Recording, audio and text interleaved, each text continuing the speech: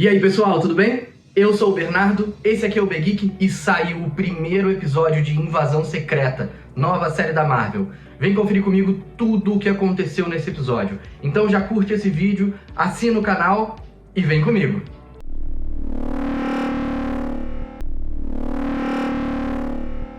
Esse primeiro episódio já traz bastante sobre o que a gente vai acompanhar de história durante todos esses episódios. Mas antes de falar da história e tudo que acontece nesse primeiro capítulo, eu queria fazer um adendo para toda a parte de animação da abertura da série.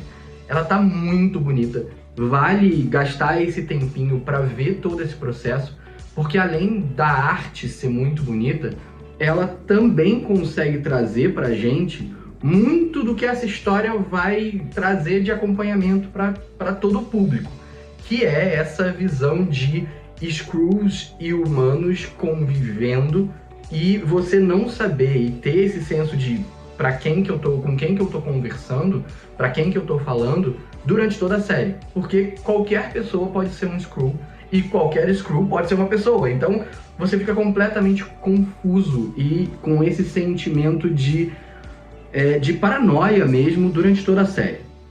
Falando da história, o que a gente tem logo inicialmente e que já traz algumas teorias interessantes para a gente poder fazer.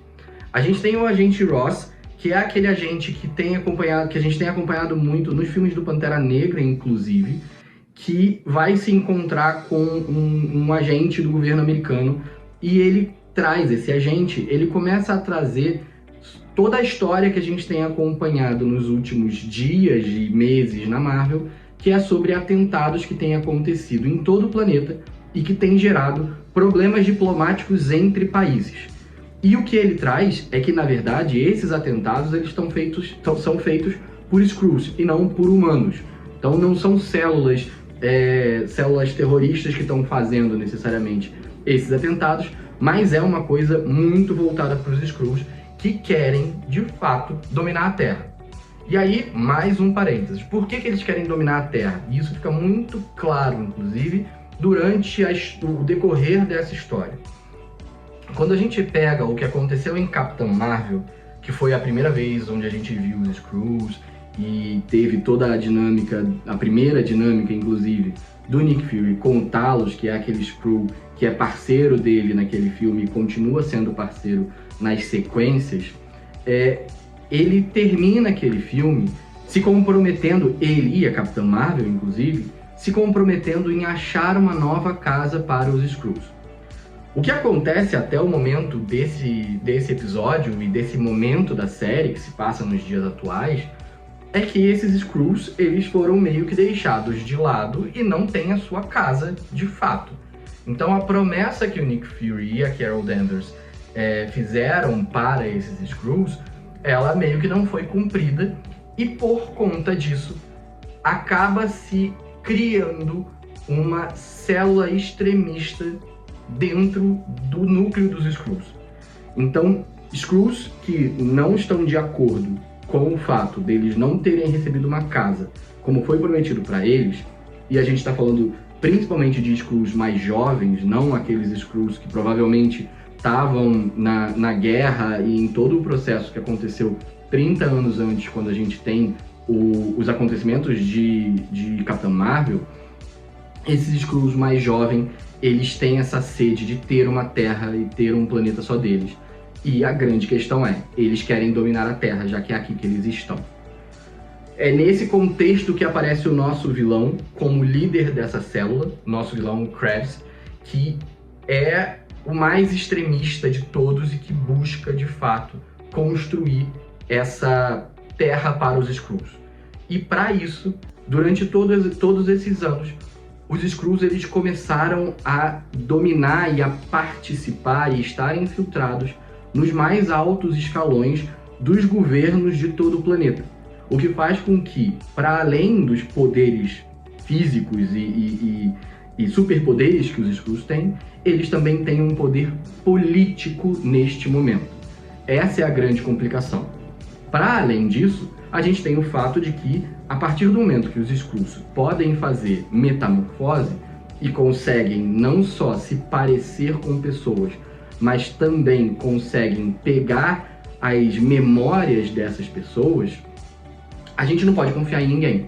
Qualquer pessoa que a gente vê no nosso episódio e pensando com a cabeça da série, qualquer pessoa que tá ali na série fazendo qualquer coisa, ela pode ser um humano ou ela pode ser um Skrull. Então não dá para confiar em absolutamente ninguém durante todo esse processo. Mas voltando para o passo a passo da série. Depois que o Ross tem essa reunião com esse agente do governo americano, a gente descobre, na verdade, que esse Ross não é o Ross que a gente conhece. Ele é um Skrull disfarçado. E um Skrull dessa célula terrorista. Aí vem o primeiro ponto pra gente questionar. A gente viu o Ross pós-blip em vários momentos da Marvel, principalmente em Pantera Negra 2. Será mesmo que aquele Ross que a gente viu trabalhando com os principais personagens de Pantera Negra 2 é o Ross que a gente conhecia, ou ele já era um Skrull disfarçado? Esse é um bom ponto pra gente se questionar, e provavelmente a série vai fazer muito isso. Ela vai fazer com que a gente questione tudo o que tem acontecido para trás na Marvel durante todos esses últimos anos pós-blip. Bom, tendo discutido isso tudo, o ponto principal naquele momento passa a ser chamar o Nick Fury para resolver essa situação. Só que o Nick Fury está no espaço, ele está na Sabre, está cuidando e estruturando toda essa proteção intergaláctica que suportaria a Terra. Bom, como essa é de fato uma briga que o Nick Fury tem que ter, porque ele é que trouxe os Skrulls para cá, para nossa Terra, automaticamente ele vem e começa a trabalhar todo o esquema político para entender o que está acontecendo de fato no nosso planeta. E aí ele se encontra novamente com Talos e se encontra novamente com a Maria Hill, que é aquela agente que a gente já acompanhou com ele durante todos os episódios, desde Vingadores 1 e até antes. Bom, eles se reúnem e formam esse trio para ir contra essa célula extremista. Nesse momento, a gente tem a informação de que a filha do Talos não está mais com eles.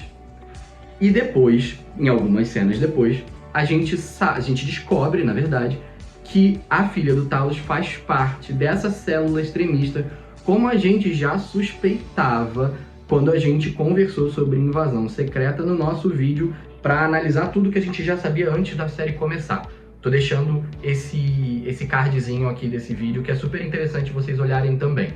Mas, de fato, ela trabalha com essa célula terrorista, participa de todas essas ações e, inevitavelmente, está contra o pai. E parece que eles têm um relacionamento muito esquisito nesse primeiro momento, principalmente porque ela vê como jovem que os Skrulls deveriam ter o seu lar, e o Talos sabe de tudo o que aconteceu e ele confia muito no Nick Fury. Então existe um contraponto aí no meio.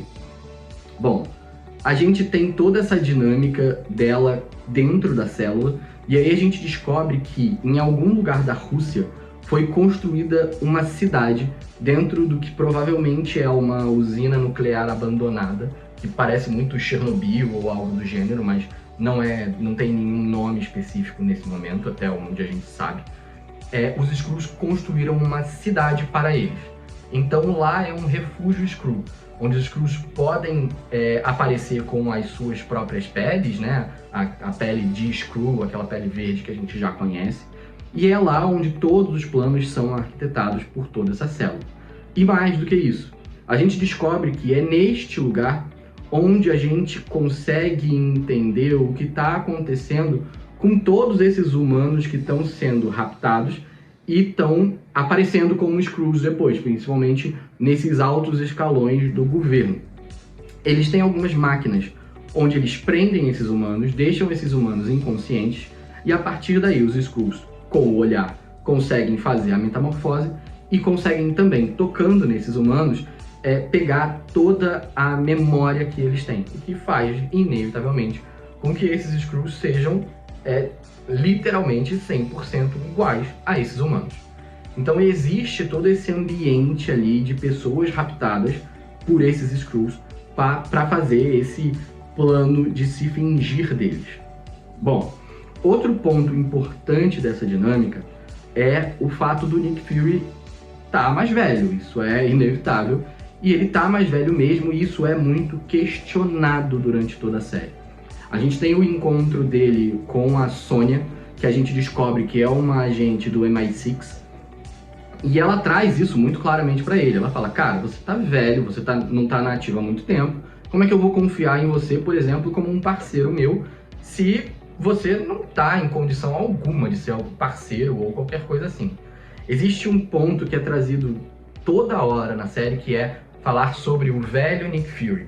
Então, aquele Nick Fury que a gente conheceu, líder da iniciativa Vingadores, todo aquele poder que ele tinha, tanto de manipulação e de inteligência mesmo, e de frente de batalha, isso tudo é muito questionado durante todo esse primeiro episódio, trazendo como se o Nick Fury hoje fosse incompetente versus o Nick Fury de antes.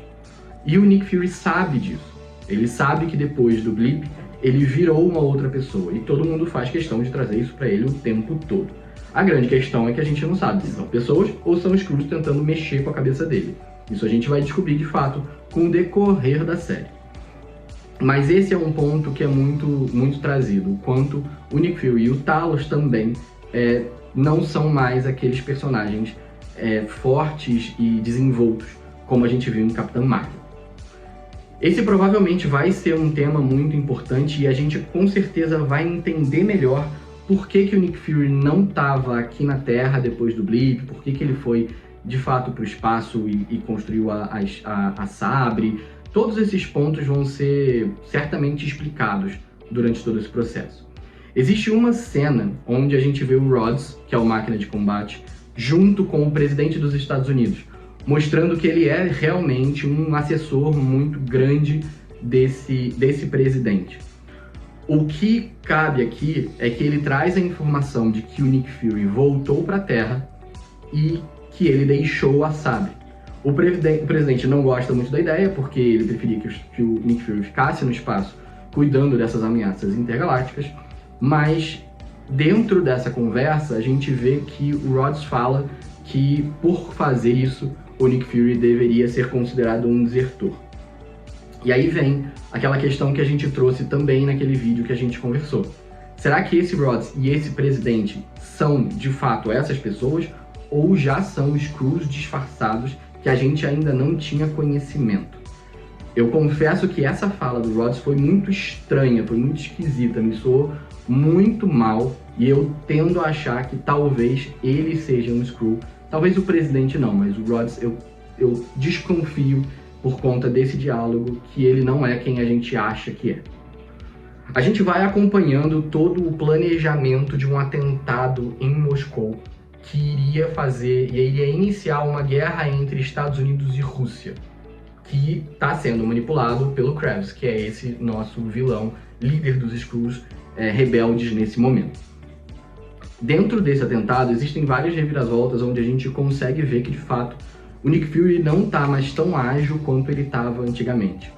E a gente termina esse episódio de uma forma extremamente surpreendente, pelo menos eu não esperava de forma alguma que isso fosse acontecer, e é um grande plot twist, que é com a morte da Maria Hill. Ela morre pelas mãos do Nick Fury. Só que na verdade não é o Nick Fury que faz o disparo da arma, é o Kravitz, que teve um contato com o Nick Fury e fez essa metamorfose. Então ela morre achando que quem matou ela foi o próprio Nick Fury. E isso provavelmente vai gerar um monte de problemas para ele no processo, porque graças ao fato dele não estar bem preparado, uma das grandes amigas e grandes parceiras dele acabou morrendo por descuido dele, que estava inclusive seguindo o Kravitz nesse momento. Esse é o grande plot twist que a gente tem nesse final da série, durante toda a série, mas tem um ponto que é interessante da gente olhar, que é o fato da Maria Hill ser uma personagem extremamente importante, principalmente quando a gente fala das HQs. Ela é, quando o Nick Fury vai pra espada, vai pra sabre, ela é quem toma a liderança da SHIELD aqui no planeta. Então ela vira a diretora da SHIELD e vira a sucessora do Nick Fury.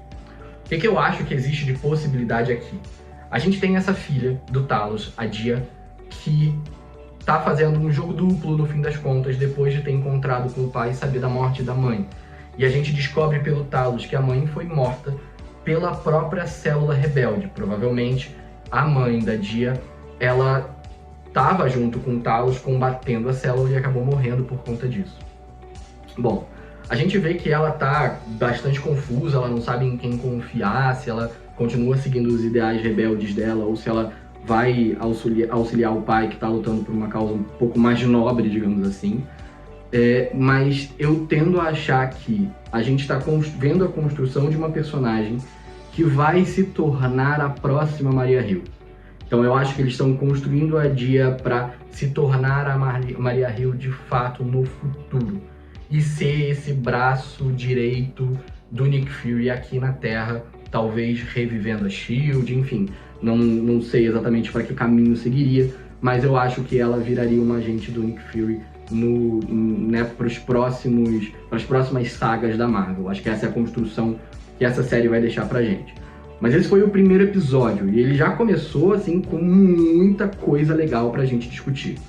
Como eu falei, a gente vai olhar aqui no canal todos os episódios no dia que sair, pra gente acompanhar e trazer todas essas especulações e formular as nossas teorias juntinhos.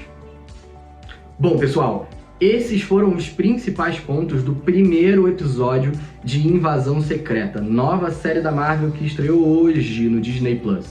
Bom, continua aqui no canal acompanhando cada um dos próximos episódios. Toda quarta-feira a gente vai ter um vídeo específico falando sobre o que aconteceu nessa nova série que já tá com um nível muito alto, mostrando que a Marvel ainda sabe o que tá fazendo. Então, se você chegou até aqui, já curte esse vídeo, segue o canal e muito obrigado por toda a parceria que vocês estão tendo comigo durante todas essas outras semanas que a gente tá junto. Então, muito obrigado, valeu e fui!